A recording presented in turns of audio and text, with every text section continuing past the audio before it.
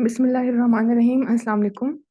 Today we are going to discuss chapter 139, Kaposi sarcoma of Rook's dermatology.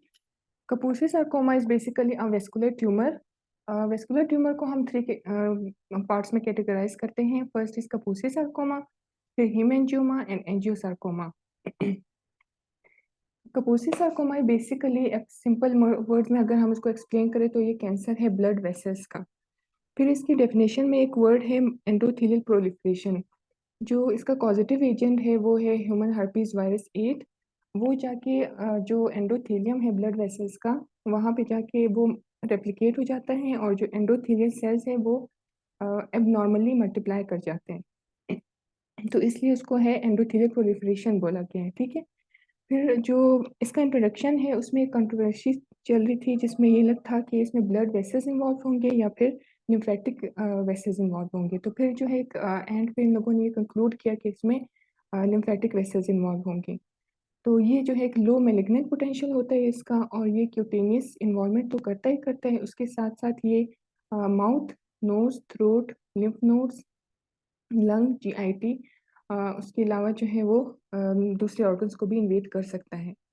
तो mainly जो है ये उन पेशेंट्स में होगा जो कि इम्यूनो सप्रेशन स्टेट में होंगे, जैसे एड्स के पेशेंट हैं या फिर ऑर्गन ट्रांसप्लांट पेशेंट्स हैं.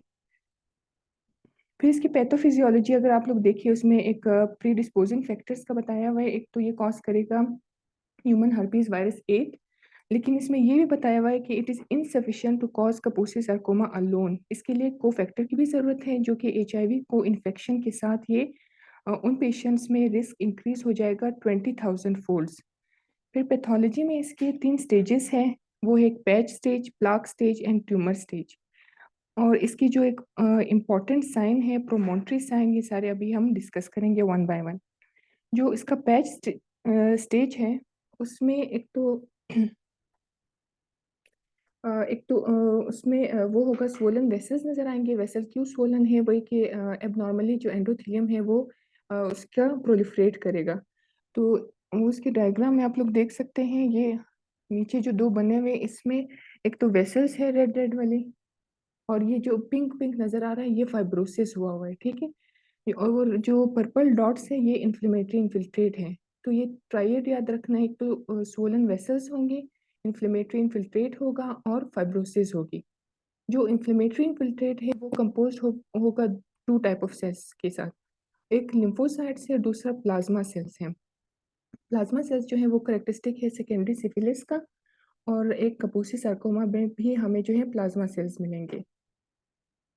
दूसरा इसका जो है वो प्लाक स्टेज है. वो नेक्स्ट पेज. उसमें होता यही है कि वेसल्स होंगे, इन्फ्लेमेटरी इन्फिल्ट्रेट है, फाइब्रोसिस है, फीचर इन सब के सेम है, लेकिन उसका ये है कि प्लाक में जो है पैचेस जो है वो थोड़ा सा आगे स्टेज में जब जाएगा तो वो प्लाक में कन्वर्ट हो जाएगा. वेसल्स होंगे, इन्फ्लेमेटरी इन्फिल्ट्रेट होगा, वही फाइब्रोसिस होगी, लेकिन इसमें जो है होल डर्मिस इन्वॉल्व होगा. स्पिंडल सेल्स भी नजर आएंगे. ठीक है. ये सारा जो पिंक पिंक है वही फाइब्रोसिस है, इन्फ्लेमेटरी इन्फिल्ट्रेट है, और जो सारा आप लोगों को नजर आ रहा है ना कि इसने पूरे डर्मिस को इन्वॉल्व किया हुआ है, तो ये एक्सटेंसिव वेस्कुलर प्रोलिफरेशन है. ठीक है. वही ट्राइएड जो मैंने पैच स्टेज में बताया था कि स्वोलन वेसल्स है, इन्फ्लेमेटरी इन्फिल्ट्रेट और फाइब्रोसिस है, वही चीज़ें इसमें जो है थोड़ी एक्सटेंसिव हो जाएंगी और पूरे डर्मिस को इन्वॉल्व करेंगे. फिर इसका एक जो इम्पोर्टेंट साइन है प्रोमोटरी साइन, ये यहाँ पे जो फिगर 139.2 में नजर आ रहा है. प्रोमोटरी साइन जो है असल में एक न्यू वेसल्स जो है वो ओरिजिनल वेसल को सराउंड करेंगे. ठीक है. तो vessel surrounding the original vessels उसको प्रोमोटरी साइन हम बोलेंगे. ठीक है. जो एक करेक्टरिस्टिक हिस्टोपैथोलॉजिकल फाइंडिंग है Kaposi sarcoma का. फिर इसकी एक जो थर्ड स्टेज है नोडुलर स्टेज, उसमें जो है स्पिंडल सेल्स नजर आएंगे. ये पर्पल कलर के जो ये सारे इलोंगेटेड सेल्स है ये सारे स्पिंडल सेल्स हैं. इसमें यूसिनोफिलिक साइटोप्लाज्म होगा. ठीक है. इसीलिए पर्पल कलर के नजर आ रहे हैं. और वेसल्स भी आप लोग को नजर आ रहे होंगे. जो स्पिंडल सेल्स है उनको एक slit like vascular spaces surround करेंगे, तो वो एक अपीयरेंस देगी सीव लाइक अपीयरेंस. ठीक है.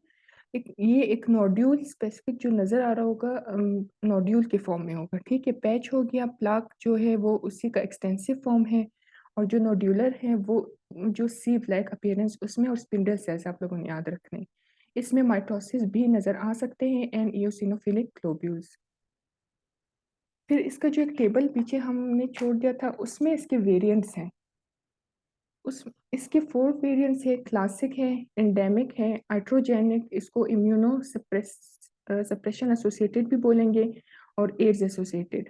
ठीक है, 4 टाइप्स है। इंसिडेंस एंड प्रिवलेंस जो क्लासिक, एंडेमिक एंड आइट्रोजेनिक है उसकी इतनी इंपॉर्टेंट नहीं है। जो एड्स है उसका ये जो है आप हाईलाइट कर लिए, इंपॉर्टेंट है। मोस्ट कॉमन नियोप्लाज्म इन अनट्रीटेड HIV इन्फेक्टेड इंडिविजुअल। ठीक है, ये MCQ भी आता है कि मोस्ट कॉमन नियोप्लाज्म इन अनट्रीटेड HIV इन्फेक्टेड इंडिविजुअल में कौन सा होगा, वो है कपूसी सार्कोमा। एज जो है, एज क्लासिक आप लोग याद रखिए कि वो एल्डर पेशेंट्स में होगा, और जो बाकी 3 है ना वो यंग एडल्ट्स में होंगे। जो एंडेमिक है वो चिल्ड्रन और एडल्ट में होगा 2 फॉर्म में। जो आइट्रोजेनिक है वो एडल्ट्स में होगा यंगर एज ग्रुप में, और जो एड्स हैं वो भी यंगर एज ग्रुप में होगा। जो जेंडर है वो सबका एक ही है, मेल प्रीडोमिनेंस, सब में एक आप लोगों ने याद रखनी है कि मेल प्रीडोमिनेंस होगा। जो एथनिसिटी है वो भी बाकी की इंपॉर्टेंट नहीं है। जो एंडेमिक है उसका इंपॉर्टेंट है कि वो अफ्रीका में एंडेमिक है। एसोसिएटेड कंडीशन में क्लासिक के साथ कोई भी कंडीशन एसोसिएटेड नहीं है। जो एंडेमिक है उसके ई से याद रखिए कि E for endemic and E for Epstein Barr virus infection. जो जिन पेशेंट में एब्स्टन बार वायरस इन्फेक्शन होगा वो उनमें एंडेमिक जो है वो कपूसी सार्कोमा हो सकता है। जो आइट्रोजेनिक है वो ऑर्गन ट्रांसप्लांटेशन में lymphoma, corticosteroid and cyclosporine use, ये सारे वो ड्रग्स हैं जो कि इम्यून सिस्टम को सप्रेस करेंगे, इसलिए इनमें पेशेंट्स में हो सकता है। जो एड्स एसोसिएटेड है वो तो नाम से पता चला है, HIV इन्फेक्शन और ड्रग एब्यूज वाले पेशेंट्स में कॉमन होगा। इसके जो क्लिनिकल फीचर्स है वो हम इधर ही डिस्कस कर लेते हैं, फिर आगे पैराग्राफ में आएंगे उधर, फिर बस जस्ट गो थ्रू करेंगे। जो क्लासिक है उसमें जो डिस्टल एक्सट्रीमिटीज जो है वो इन्वॉल्व होंगे, ठीक है, लोअर एक्सट्रीमिटीज, और प्रोग्रेशन जो है उसका वेरी स्लो है। ठीक है, तो और दूसरा हाइड्रोजेनिक जो है वो सेम एज क्लासिक है, और साइट उसका बहुत ज़्यादा वेरिएबल है, उसका वेरी करेगा। जो एंडेमिक है उसमें जो चिल्ड्रन में होगा वो लिम्फ एडिनोपैथिक विद और विदाउट क्यूटेनियस इन्वॉल्वमेंट, और वो फेटल होगा विद इन 2 years। जो एडल्ट में होगा एंडेमिक फॉर्म वो locally aggressive in skin and rarely उसमें सिस्टेमिक इन्वॉल्वमेंट होगी। जो एड्स है उसमें रैपिड प्रोग्रेशन होगा, head, neck, trunk and mucous membrane involve होगा in the absence of the highly active antiretroviral therapy, और systemic involvement can be expected। तो ठीक है, क्लासिक जो है वो लोअर एक्सट्रीमिटीज में हो गया, प्रोग्रेशन जो है उसका वेरी स्लो है। जो एड्स का है वो जो है बहुत रैपिड प्रोग्रेशन है, और उसमें जो है रैपिड प्रोग्रेशन के साथ साथ वो म्यूकस मेम्ब्रेन्स और इंटरनल ऑर्गन्स को भी इन्वॉल्व कर सकता है।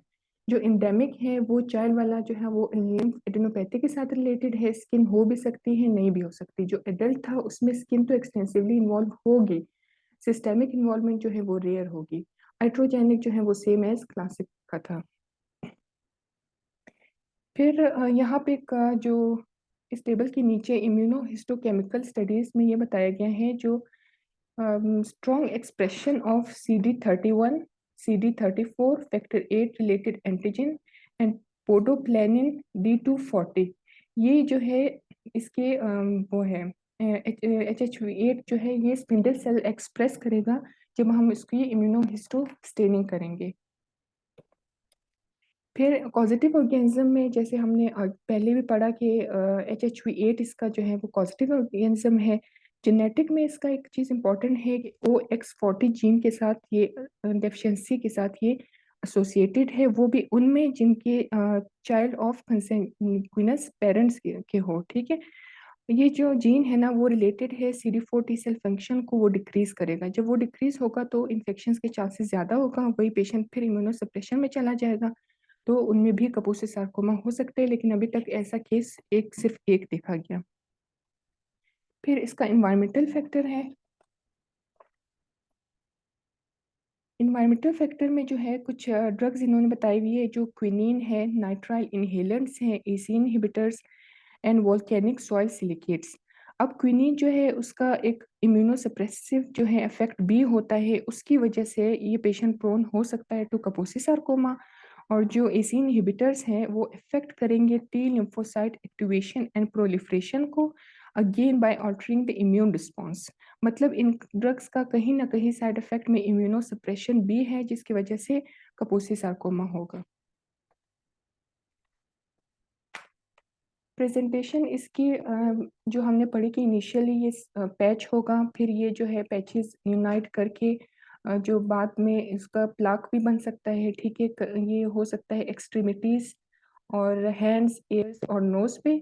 उसके अलावा जो है ये एरिथमेटस भी हो सकता है, ब्लू, पर्पल और किसी भी उसमें हमें मिल सकता है, ठीक है। पैच, प्लाक, नोड्यूल और कोई भी कलर जैसे एरिदिमा है, ब्लू है, पर्पल है, उस कलर में हमें मिल सकता है, ठीक है। और जो है प्लाक जो है वो साइज उसका 7 सेंटीमीटर तक भी हो सकता है। Oedema of associated limb can follow. फिर अगर एग्रेसिव लीजन्स होंगे तो वो अल्सरेट भी हो सकता है, और फंगेट और लीव पिगमेंटेड स्कार्स, ठीक है। लिम्फ नोड्स, म्यूकोजी एंड विजरा में बी इन्वॉल्व। क्लिनिकल वेरिएंट जो कि हमने टेबल में डिस्कस कर लिए, बस इसमें उसी की रिपीटेशन है, जिसमें वही क्लासिक बताया हुआ है कि लोअर एक्सट्रीमिटीज है, स्लो प्रोग्रेशन है और एट्रोजेनिक उस बिल्कुल रिजेंबल करता है क्लासिक टाइप को।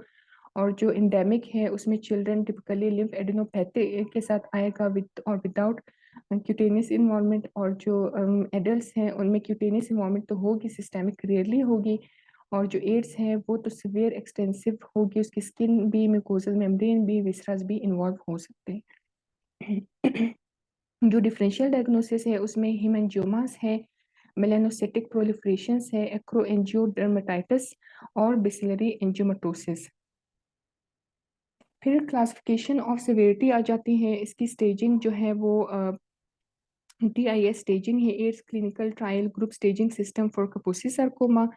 इसका 0 और 1 है, जैसे बाकी ट्यूमर्स में जो टी है ट्यूमर्स का वो 1 2 3 0 से स्टार्ट होता है, इस तरह कॉम्प्लिकेटेड है, लेकिन इसका इजी है सिर्फ 0 या 1। ट्यूमर जो है वो हम देखेंगे कि वो क्यूटेनियस इसकी इन्वॉल्वमेंट है या नहीं है। लिम्फ नोड ओनली इन्वॉल्वमेंट है विथ फ्यू और ऑरल मैक्यूल्स, ठीक है। अगर क्यूटेनियस हो, लिम्फ नोड नोड्स ओनली हो या मैक्यूल हो तो उसको हम बोलेंगे कि ट्यूमर अभी 0 स्टेज पे है। अगर पेशेंट ने डेवलप किया एडिमा, अल्सरेशन, एक्सटेंसिव ओरल जो है कापोसी सार्कोमा विद पेप्यूल्स या extra cutaneous extra nodal involvement होगी तो हम उसको बोलेंगे कि अभी इसका स्टेज 1 है, ठीक है। जो इम्यून रिस्पॉन्स है वो CD4 T cell cell count हम देखेंगे मोर देन 150 हुए तो 0 स्टेज पे होगा, अगर वो लेस हो गए तो 1 पे होगा। जितना CD4 टी सेल काउंट कम होगा उतनी इन्फेक्शन के चांसेस ज़्यादा होंगे। फिर सिस्टेमिक में हम देखते हैं कि no history of opportunistic infection और thrush, no B symptoms. B symptoms में हमारे पास 4 चीज़ें होती हैं: fever, night sweats, unintentional weight loss more than 10% and diarrhoea. अगर बी सिम्टम्स हमारे पास नहीं है, पेशेंट हिस्ट्री नहीं दे रहा किसी भी अपॉर्चुनिटिक इन्फेक्शन की और थ्रश की, और जो कर्नोफ्स्काई परफॉर्मेंस स्टेटस है वो मोर देन 70 है, तो हम बोलेंगे कि पेशेंट अभी स्टेज 0 पे है। Karnofsky performance status more than 70 का मतलब ये है कि ये हेल्थ स्टेटस ऑफ पेशेंट बताता है। ये 10 to 100 इसकी मार्किंग है, जो 100 होगी वो पेशेंट बिल्कुल ठीक है, उसको कोई डिजीज़ नहीं है, कोई सिम्टम्स नहीं है। मोर देन 70 है तो पेशेंट अभी भी इंडिपेंडेंट है, सब काम वगैरह सब अपने कर सकते हैं, दूसरे पे डिपेंडेंट नहीं है। अगर ये जैसे जैसे 70 60 50 पे जाएगा ना तो पेशेंट की वो इंडिपेंडेंस वाली एबिलिटी कम होती जाएगी, वो डिपेंडेंट होता जाएगा। जो 10 पे पहुंचेंगी तो फिर बहुत फैटल होगा, मोर्बिडिटी जो है वो इंक्रीज हो जाएगी।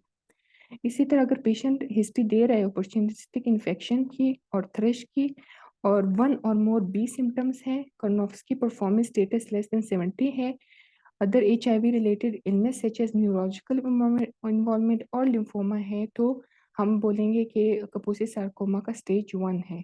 जो स्टेजिंग है अगर वो 1 है सबकी ट्यूमर, इम्यून और या सिस्टेमिक की, तो उसका 3 ईयर सर्वाइवल ऑफ 53% होगी। कॉम्प्लिकेशन एंड कोमॉर्बिडिटीज जो है वो associated with Hodgkin and non Hodgkin lymphomas. और दूसरा जो HHV8 है वो कॉज करेगा multicentric Castleman disease and primary effusion lymphoma. तो ये दोनों भी HHV8 के साथ की वजह से होते हैं तो इन पेशेंट में भी ये डेवलप हो सकते हैं।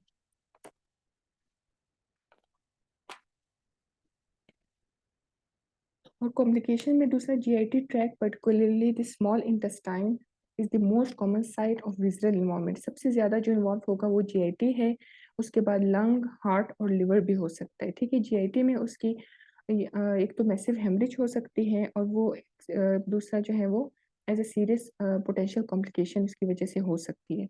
इन्वेस्टिगेशन में जो नॉर्मल लैब इन्वेस्टिगेशन हम पेशेंट के कराएंगे तो वो सारे हमें नॉर्मल मिलेंगे and direct testing for HHV8 is not routinely used. So जैसे हमने पहले पढ़ा, जो उसके मार्कर्स है उसको इम्यूनोहिस्टोकेमिकल एनालिसिस पे भी हम इसकी करा के पता लगा सकते हैं कि कापूसी सार्कोमा है या नहीं है। दूसरा बायोप्सी, जिसमें हमने उसके 3 स्टेजेस पढ़े थे, पैच, प्लाक और नोड्यूलर, उससे हमें डायग्नोसिस मिल सकती है।